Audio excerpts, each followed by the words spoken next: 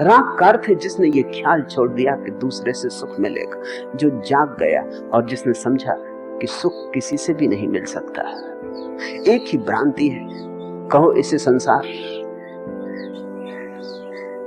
कि दूसरे से सुख मिल सकता है, पत्नी से या पिता से या भाई से या बेटे से या मित्र से या धन से या मकान से या पद से दूसरे से सुख मिल सकता है तो राग पैदा होता है। स्वाभाविक, जिससे सुख मिल सकता है उसे हम गंवाना ना चाहेंगे, जिससे सुख मिल सकता है उसे हम बचाना चाहेंगे, जिससे सुख मिल सकता है वो कहीं दूर ना चला जाए, कहीं कोई और उस पर कब्जा न कर ले। तो पत्नी डरी है कि पति कहीं किसी और स्त्री की तरफ न देख ले, पति डरा है कि पत्नी कहीं किसी और में उत्सुक न हो जाए, क्योंकि इसी से तो सुख की आशा है, वो सुख कहीं और कोई दूसरा न ले ले। लेकिन सुख कभी किसी दूसरे से मिला है?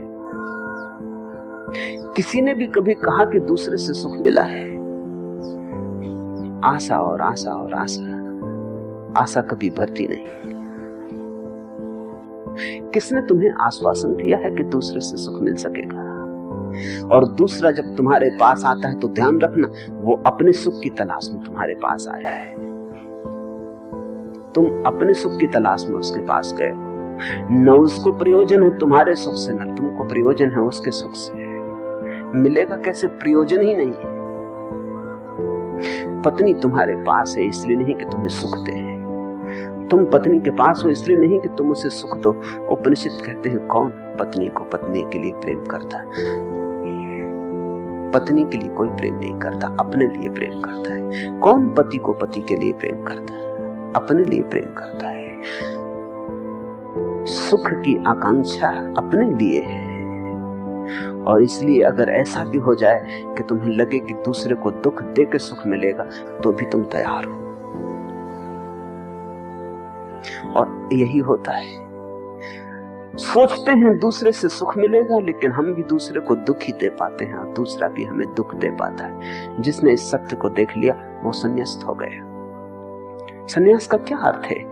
जिसने इस सत्य को देख लिया कि दूसरे से सुख न मिलेगा, उसने अपनी दिशा मोड़ ली। वो भीतर घर की तलाश में लग गया, अपने भीतर खोजने लगा कि बाहर तो सुख न मिलेगा, अब भीतर खोज लूं। शायद जो बाहर नहीं है वो भीतर हो, और जिन्होंने भी भीतर झांका वो कभी खाली हाथ वापस न लौटे। उनके प्राण भर गए, उनके प्राण इतने भर गए कि उन्हें खुद ही न मिला, उन्होंने लुटाया भी, उन्होंने बांटा भी। कुछ ऐसा खजाना मिला कि बांटने से बढ़ता गया।